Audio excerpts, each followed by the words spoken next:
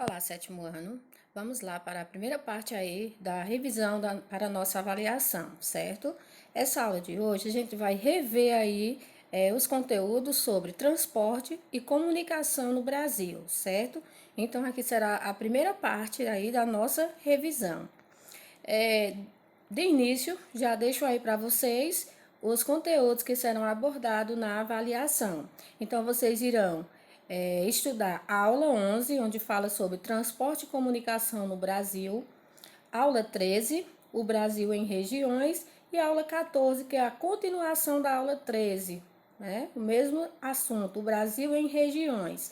Então, esse conteúdo aí vocês vão encontrar nas páginas aí, né, do livro de vocês, tá certo?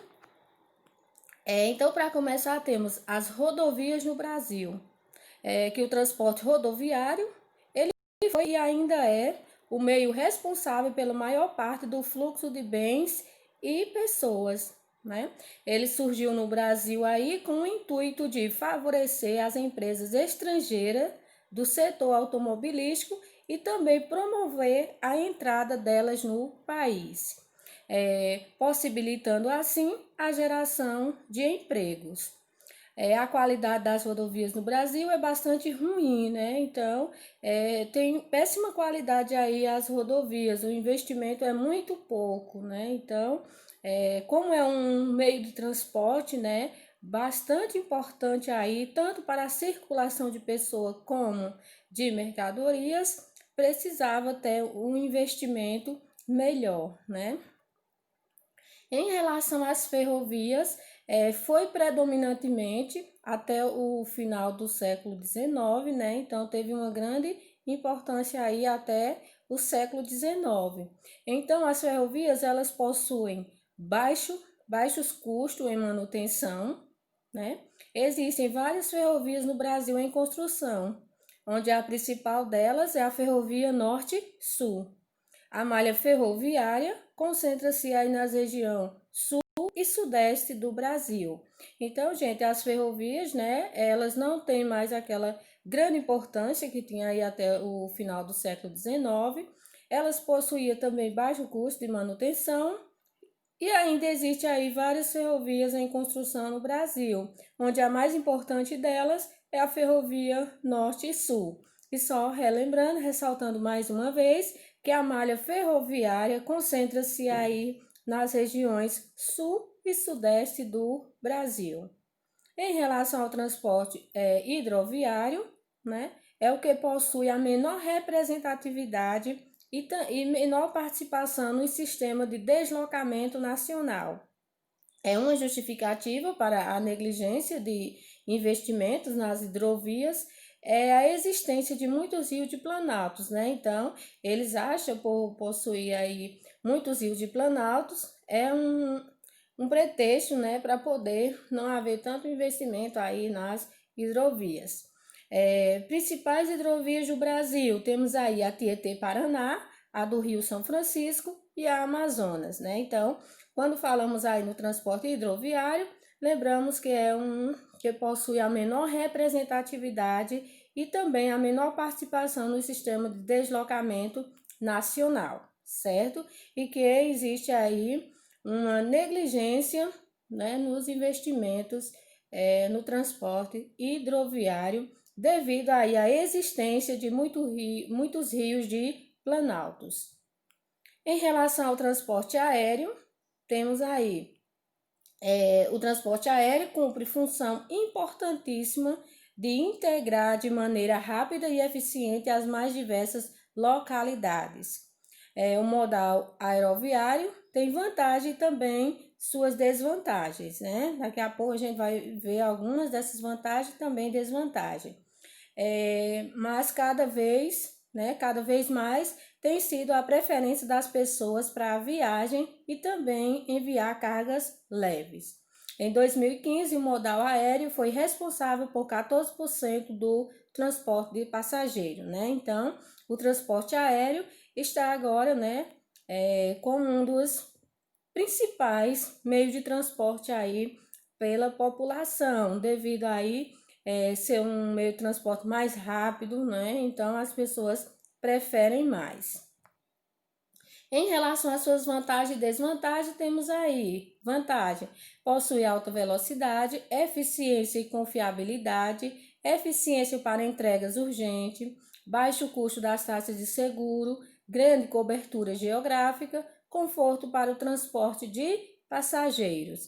E aí vem também as suas desvantagens, como por exemplo, preços mais elevados, menor capacidade de transportar cargas, altos custos para implantação e também manutenção dos aeroportos, alto índice de poluição dos combustíveis de aviação e também a poluição sonora, né? Então, como vimos aí, tudo, né, possui as suas vantagens e suas desvantagens. Então, o transporte aéreo traz aí as suas vantagens e desvantagens. O setor de comunicação no Brasil. Então, os investimentos em telecomunicação no Brasil se originaram aí, sobretudo, dos Estados Unidos da América e de países que compõem a União Europeia. Então, para começar aí, os investimentos no setor de telecomunicações no Brasil partiram aí dos Estados Unidos e também dos países que compõem a União Europeia. Então, com a entrada de empresas estrangeiras no Brasil, o governo decidiu criar uma agência reguladora para controlar o que estava sendo ofertado na área de telecomunicações, né? Então, como aí os investimentos em telecomunicações era dos Estados Unidos e também dos países da União Europeia, então, quando o governo brasileiro, né, viu aí a instalação, a implementação dessas empresas no Brasil, decidiu então criar uma agência, né, para controlar o que estava sendo ofertado na área da telecomunicação. E assim surge a Agência Nacional de Telecomunicações, a Anatel, né? A Anatel, que foi criada aí pela Lei número 9.472, de 16 de julho de 1997, sendo a primeira agência reguladora a ser instalada no Brasil em 5 de novembro do mesmo ano, ou seja, de 1997. A missão, qual é a missão da Anatel?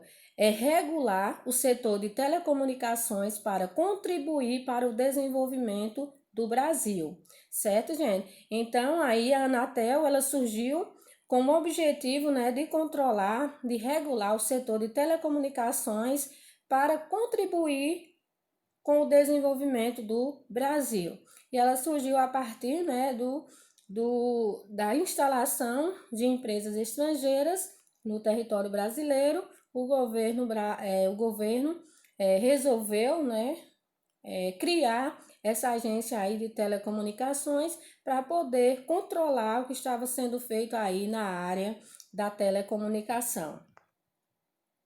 Temos aí Brasília. A construção de Brasília acelerou o processo rodoviarismo brasileiro, porque havia necessidade de interligar a capital do país aos grandes centros urbanos já existentes, né? Então, as pessoas que precisavam trabalhar, por exemplo, na construção de Brasília, elas precisariam estar se deslocando do seu local para outro. Então, isso fez com que houvesse aí um aceleramento, né, no processo rodoviário. Então, a construção de Brasília tem uma grande importância aí, né, no surgimento do transporte rodoviário. Temos o café, que consolidou as ferrovias na região sudeste, ou seja, né, o café, que a gente sabe que se destacou aí na região sudeste, especialmente no estado de São Paulo, precisava precisava circular no país. Então, foi através das ferrovias que houve essa circulação. Então, o café, né, ele traz aí também uma grande importância para o desenvolvimento das ferrovias.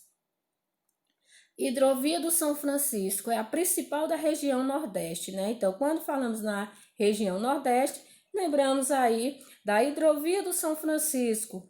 São Francisco está se referindo-se aí ao Rio São Francisco. Então, é o grande destaque da região Nordeste. Gente, sobre esse conteúdo, revisamos aqui mais uma vez. Espero que vocês tenham entendido. Estude para avaliação com muita atenção e até a nossa próxima aula.